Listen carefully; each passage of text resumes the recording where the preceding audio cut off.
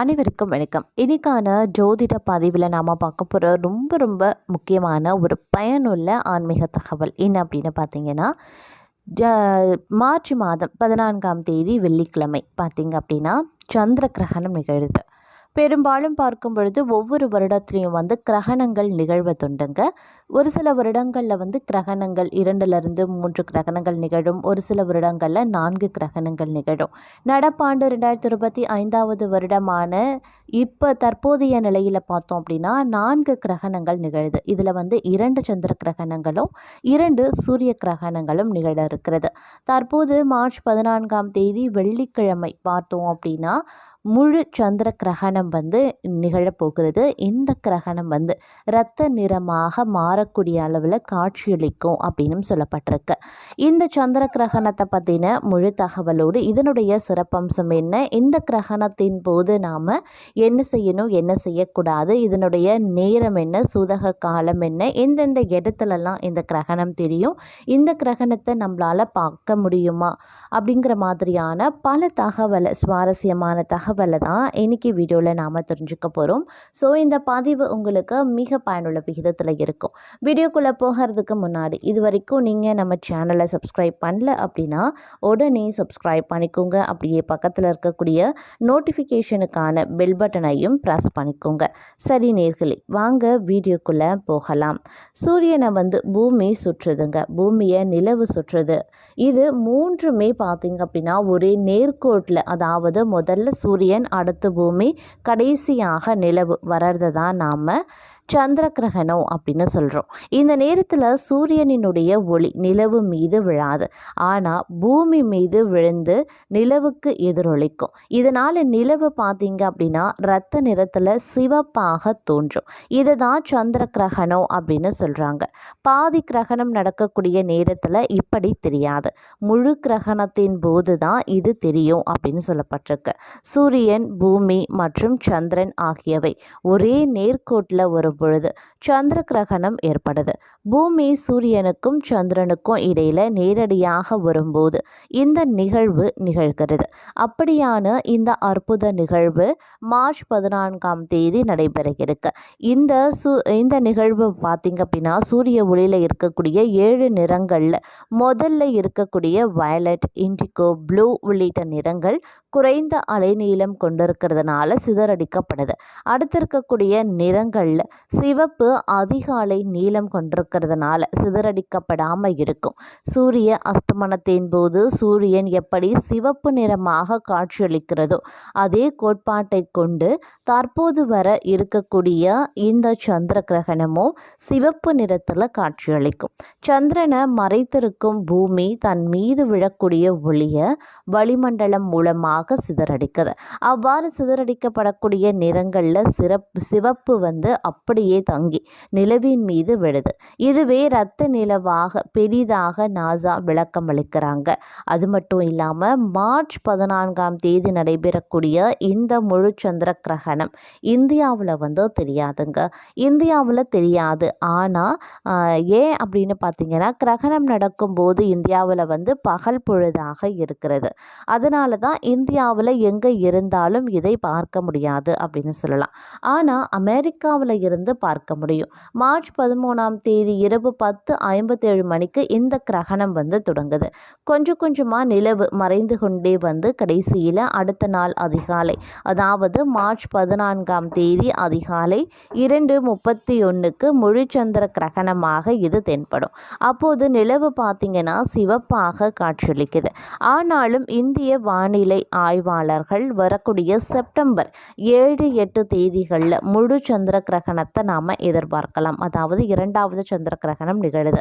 இந்த கிரகணம் 2022 ஆண்டுக்கு பிறகு மிக நீண்ட முழு சந்திர கிரகணமாக இருக்குமா. இது 1 மணி நேரம் 22 நிமிடங்கள் நீடிக்கும் அப்படின்னு சொல்லியிருக்காங்க. இந்த கிரகணத்தை சென்னை உள்ளிட்ட தமிழக பகுதிகளில் தெளிவாக பார்க்க முடியும் அப்படின்னு வந்து சொல்லப்பட்டிருக்குங்க. அதே மாதிரி இந்த சந்திர கிரகணம் அப்படிங்கிறது இந்த ஆண்டினுடைய முதல் சந்திர கிரகணமாக நிகழ்வதோடு மட்டும் இல்லாமல் ஹோலி நாளில் நிகழவும் போகிறது. மார்ச் 14 அன்று வானத்தில் ஒரு சிவப்பு நிலவு காணப்படும். இது இரத்த நிலவு அப்படின்னும் அழைக்கிறாங்க. அதே மாதிரி இந்த கிரகணம் அப்படிங்கிறது வந்து கிட்டத்தட்ட 3 ஆண்டுகளுக்கு பிறகு நிகழக்கூடிய முழு சந்திர கிரகணமாக இருக்கும். இதற்கு முன்பு இது போன்ற கிரகணம் 2022 ஆண்டு நடந்திருக்கு. அப்போது வானத்தில் சிவப்பு நிறத்தில் சந்திரன் தனித்துவமாக காட்சி அளித்திருக்கிறது அப்படின்னு சொல்லலாம். முழுநிலவு, பூமி மற்றும் சூரியன் ஆகியவை ஒரே நேர்கோட்டில் வரும்போது ஏற்படக்கூடிய வானியல் நிகழ்வின் காரணமாக இந்த சந்திர கிரகணம் நிகழ்கிறது. இந்த நேரத்தில் சந்திரனினுடைய நிறம் மாறி பூமியின் நிழலுக்குள்ள நகர்கிறது. இது இரத்த நிலவு அப்படின்னு சொல்லப்படுதுங்க. இந்த கிரகணத்தால் இந்தியாவிற்கு ஏதேனும் பாதிப்பு ஏற்படுமா அப்படின்ற கேள்விக்கு பார்த்தோம் அப்படின்னா, இந்த ஆண்டினுடைய முதல் சந்திர கிரகணம் மார்ச் 14ஆம் தேதி காலையில் 9:29 மணிக்கு தொடங்கி பிற்பகல் 3:29 மணி வரைக்கும் நடைபெற இருக்கு. இந்த ஆண்டினுடைய முதல் சந்திர கிரகணம் இந்தியாவில் வந்து காலையில் நிகழுது. இந்த காரணத்தால் இந்த சந்திர கிரகணம் வந்து இந்தியாவில் தெரியாது. மேலும் கிரகணத்தினுடைய சூதக காலமும் செல்லுபடியாகாது. பொதுவாக சூதக காலம் கிரகணம் தொடங்குவதற்கு 9 மணி நேரத்திற்கு முன்பாகவே தொடங்கிடும். ஆனால் இது பகல் பொழுதில் நடக்குது அப்படிங்கிறதுனால இதனுடைய சூதக காலம் இந்தியாவில் கிடையாது, செல்லுபடியும் ஆகாது அப்படின்னு சொல்லலாம். இந்த கிரகணத்தை நாம் எங்கெல்லாம் பார்க்க முடியும், இந்தியாவில் தெரியல அப்படின்னாலும் பிற நாடுகளில் வந்து இந்த சந்திர கிரகணத்தை பார்க்க முடியும் அப்படின்னு சொல்லியிருக்காங்க.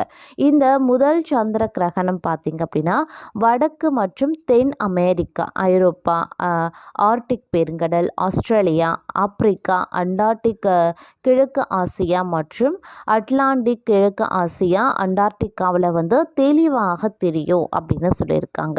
சந்திர கிரகணத்தின் போது நாம் என்ன விஷயங்களை செய்யலாம் அப்படின்னு பார்க்கும்போது என்ன விஷயங்கள்லாம் வந்து செய்யலாம் அப்படின்னு பார்த்திங்கன்னா, கிரகணத்தின் போது வந்து நாம் பொறுமையாக இருக்கணும், கோபப்படக்கூடாது அப்படின்னு சொல்லுவாங்க. கோபப்படக்கூடாது, அமங்கலமான சொற்களை பேசக்கூடாது, கெட்ட வார்த்தைகளை வந்து நாம் பேசக்கூடாது, உணவுகளை வந்து சாப்பிடக்கூடாது. அதிலும் வந்து இறைச்சி போன்ற உணவுகளை வந்து கறி சாப்பாடு, இறைச்சி, மீன் இந்த மாதிரியான உணவுகளை சாப்பிடக்கூடாது. கடுமையான வேலைகளை வந்து செய்யக்கூடாது. கிரகணத்தை வந்து வெறும் கண்களால் பார்க்கக்கூடாது. அதே மாதிரி கர்ப்பிணி பெண்கள் கிரகண நேரத்தில் வந்து வெளியில் செல்லக்கூடாது அப்படின்னு சொல்லுவாங்க. அதே மாதிரி கிரகண நேரத்தில் வந்து சாப்பிட்றதையும் அறவே தவிர்த்து கொள்ள வேண்டியது முக்கியமான ஒன்று. இந்த மாதிரி விஷயங்கள் வந்து நாம் கிரகண நேரத்தில் வந்து செய்யக்கூடாது அப்படின்னு சொல்லலாம். அதே மாதிரி வந்து சூதக காலத்தில் வந்து வயதானவர்கள் மற்றும் நோயாளிகள் தவிர வேறு யாரும் வந்து உணவு போன்றவற்றை சாப்பிடதை தவிர்த்து கொள்ளுங்க. கிரகண காலத்தில் வந்து கர்ப்பிணி பெண்கள் பழங்கள், காய்கறிகள் போன்றவற்றை வெட்டுறது, கூர்மையான பொருட்களை பயன்படுத்துறதை தவிர்த்து கொள்ளணும். கிரகணத்தின் போது எந்த வழிபாட்டையும் செய்வதையோ அல்லது கடவுளை வந்து தொடுவதையோ தவிர்க்கணும். குறிப்பாக வந்து கோவிலுக்கு செல்வது, ஆலயங்களுக்கு செல்வது, ஆலயங்களில் இருக்கக்கூடிய கற்சிற்பம் போன்ற எந்த ஒரு சிலைகளையுமே நாம் தொடுவதை அறவே தவிர்த்து கொள்ள வேண்டும். வீட்டிலேயே நீங்கள் சிலைகள், சுவாமி சிலைகள் வைத்திருக்கீங்க அப்படின்னா அந்த சிலைகளை கூட நாம் தொடக்கூடாது. கிரகண நேரத்தின் போது நாம் தொடக்கூடாது. ஏன்னா இந்த வந்து கிரகணத்தின் போது பார்த்தோம் அப்படின்னா மற்ற கிரகங்களினுடைய தாக்கத்தை விட, இறைவனினுடைய சக்தியை விட ராகுவினுடைய சக்தி ஆதிக்கம் சற்று அதிக அளவில் நிறைந்து காணப்படக்கூடிய ஒரு நேரம் அப்படின்னு சொன்னால் இந்த கிரகண நேரம் அப்படின்னு சொல்லலாம். ராகுவினுடைய தாக்கத்தினால மனிதர்களுடைய இயல்பான வாழ்க்கையில் சில மாற்றம் உருவாகும். அதாவது வந்து பதட்டம், குழப்பம், பயம் இந்த மாதிரியான நிறைய உணர்வுகள் வந்து ஏற்படும். கோபம் வெளிப்படும், உணர்ச்சி வசப்படுவீங்க, குழப்பமான மனநிலையில் இருப்பீங்க. எந்த ஒரு விஷயத்தை பற்றியும் நீங்கள் தீர ஆலோசித்து கொண்டு ஒரு குழப்பிக்கொண்டே இருப்பீங்க. தேவையில்லாத ஒரு பயம் இருக்கும், பதட்டம் ஏற்படும். இந்த மாதிரியான உணர்வுகள் வந்து மனிதர்களை வந்து ஆட்கொள்ளக்கூடிய ஒரு நேரம் அப்படிங்கிறதுனால இந்த நேரத்தில் நீங்கள் உங்களை அமைதியாகவும் சாந்தமாகவும் வைத்து கொள்ள வேண்டியது முக்கியமான ஒன்று. அதற்கு நாம் செய்ய வேண்டிய விஷயங்கள் அப்படின்னு பார்த்தோன்னா, மௌன விரதங்கள் இருக்கலாம், தியானங்கள் மேற்கொள்ளலாம், இறை நாமத்தை நாம் உச்சரிக்கலாம், இறை பாடல்களை நாம் பாடலாம், இறை வழிபாட்டை வீட்டிலேயே நாம் மேற்கொள்ளலாம். ஆனால் சாமி சிலைகளை வந்து தொடக்கூடாது, எதுவும் பண்ணக்கூடாது. பூஜை அறையில் அமர்ந்து நாம் வழிபாட்டு பூஜை அறையில் உட்காந்து நாம் நாமங்கள், இறை நாமங்களை சொல்கிறது, இறை மந்திரங்களை உச்சரிக்கிறது, பாடல்கள் பாடுறது, பதிகங்கள் படிக்கிறது, ஆன்மீகம் சம்பந்தமாக என்ன விஷயங்கள்லாம் பண்ணலாமோ அதெல்லாம் நாம் பூஜை அறையில் வந்து உட்காந்து பண்ணலாம். அப்படி இல்லைன்னா வேலைக்கு செல்பவராக இருக்கக்கூடிய பட்சத்தில் உங்களுடைய மனதுக்குள்ளேயே நீங்கள் அதை வந்து சொல்லிக்கொள்ளலாம் அப்படின்னு சொல்லலாங்க.